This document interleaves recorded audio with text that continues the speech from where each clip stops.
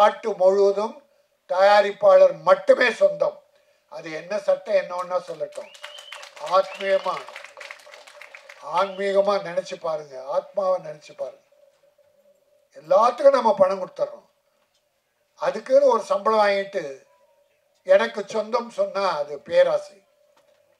ஆனா அக்ரிமெண்ட்ல இருந்ததுன்னா கொடுத்தாங்க.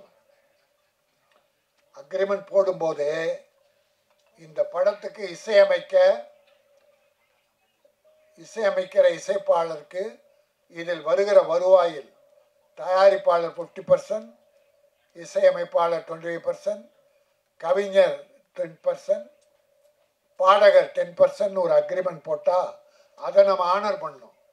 அதை மறுத்து வாதம்லாம் பண்ணக்கூடாது. ஆக முதல் போடுகிற முதலாளியை துரோகம் செய்துவிட்டு நான் மட்டுமே சம்பாதிக்கணும்னு நினச்சி இன்னைக்கு எத்தனை தயாரிப்பாளர்கள் வருவாய் இல்லாமல் வறுமையில் வாடுறாங்க உங்கள் எல்லாருக்கும் தெரியும். என்னுடைய மீடியா சகோதரர்கள் அத்தனை பேருக்கும் தெரியும். ஒவ்வொருத்தர் வாழ்க்கையை நான் எங்களை விட நீங்கள் தான் அதிகமாக தெரிஞ்சு வச்சிருக்கீங்க. ஒரு விஷயத்தை சொல்லி முடிக்க விரும்புகிறேன். அதாவது தமிழ் பண்பாடு கலாச்சாரம்னா ஒருவனுக்கு ஒருத்தி என வாழ்வது. அப்படி பல பேர் நம்ம சினிமா உலகத்தில் பலர் காதலித்து நடிகர்கள் வாழ்ந்து கொண்டிருக்கிறார்கள். எங்கள் பாக்யராஜ், பூர்ணிமா ஒரு பெரிய உதாரணம். இன்ற வரைக்கும் ஒரு இன்பமான வாழ்க்கை, பிறருக்கு எடுத்துக்காட்டுகிற வாழ்க்கை வாழ்ந்து கொண்டிருக்கிறார்கள். ஆனால் இப்போ சில காலமாக இதை எதுக்கு சொல்கிறேன்னா, தமிழக இளைஞர்கள் இதை ஃபாலோ பண்ணிடக்கூடாது. எப்படி நடிகர்களை இவங்க ஃபாலோ பண்ணுறாங்க? நடிகன் பேண்ட்டு கிழிஞ்ச பேண்ட்டு போட்டு அதை ஸ்டைலாக போட்டுக்கிறான், தலையை கோதி விட்டுக்கிட்டால் தலையை கழிச்சு விட்டுக்கிறான்.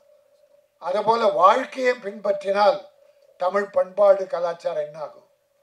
போன மாதம் தனுஷும் ஐஸ்வர்யாவும் கோர்ட்டுக்கு போய் விவாகரத்து. அது ஒரு பெரிய பரபரப்பு உண்டாச்சு. தமிழ் மக்கள் வேதனைப்பட்டார்கள். இதுக்காக படம் எடுக்கிறோம்? இப்படி ஒரு பண்பாடு மணமக்கள் 2 குழந்தையை விட்டுட்டு நாங்கள் பிரிஞ்சு போகிறோன்னா அந்த குழந்தைகள் கதி என்ன? அந்த குடும்பத்து மாபெரும் தலைவன், உலகம் அறிந்த தலைவன், அவருடைய மனசு எப்படி வேதனைப்படும்? பெற்ற அப்பா அம்மா வேதனைப்படும். பிறந்த குழந்தைகள் 2 சிங்கக்குட்டிகள் எவ்வளோ வேதனைப்படன்னு கூட பார்க்காம கோர்ட்டுக்கு போயிட்டாங்க. நம்ம தமிழ் மக்கள் வேதனைப்பட்டாங்க. ஏன் வேதனை? அவங்க ரசிகர்கள் இதை ஃபாலோ பண்ணிடக்கூடாது, அந்த வேதனை. இப்போ புதுசாக பார்த்தா ஜிவி குமார், ஜிவி பிரகாஷ், அந்த சைந்தவி நல்ல பொண்ணு. ஏன்னா முதல் பாட்டு என்னுடைய உணர்ச்சிகள் படத்தில் பாடிச்சு. நல்ல பிள்ளை, ஒழுக்கமான அருமையான பிள்ளை. அது ஏதோ லவ் பண்ணி மேரேஜ். லவ் பண்ணும்போது மனதை முழுமையாக புரிந்துக்கிட்டு தான் லவ் பண்ணுறீங்க. கல்யாணம் ஆன பிறகு ஏன் கசப்புணர்ச்சி வருது? இருக்கிறத விட்டு கொடுத்து வாழ்ந்தவன் கெட்டு போவதில்லை. ஆகவே இந்த மாதிரி கோர்ட்டுக்கு போனான். இப்போ சாஃப்ட்வேர் கம்பெனியில் நிறைய 15 நாளில் லவ், 1 மாதம் வாழ்க்கை, 3ஆவது மாதம் டைவர்ஸு நிறைய நடக்குது.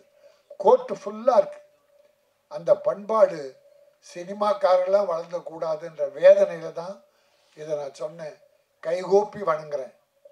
கணவன் மனைவியாக தொடர்ந்து வாழுங்கள், இன்ப வாழ்க்கை வாழுங்கள், நல்ல குழந்தைகளை பெற்றெடுத்து இந்த நாட்டுக்கு தந்து செழிப்போடு வாழுங்கள் என சொல்லி, இந்த கன்னி தமிழ் பண்பாடு கலாச்சாரம் சித்தா எல்லாமே தமிழ் சம்பந்தப்பட்ட, தமிழ் உணர்வுகள், தமிழர்கள் உள்ளம் சம்பந்தப்பட்ட படம் நிச்சயம் ஒவ்வொரு தமிழனின் உள்ளத்திலும் நிலைக்கும்.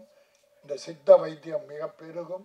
ஆக இயக்குனருக்கும் தயாரிப்பாளருக்கும் இசையமைப்பாளருக்கும் எடிட்டர் மற்ற நடிகர்கள் அதில் உழைத்த அத்தனை தொழிலாளிகளுக்கும் என்னுடைய வாழ்த்துக்களை தெரிவித்து, வெல்க கன்னிப்பெண், கன்னிப்படம் வாழ்க.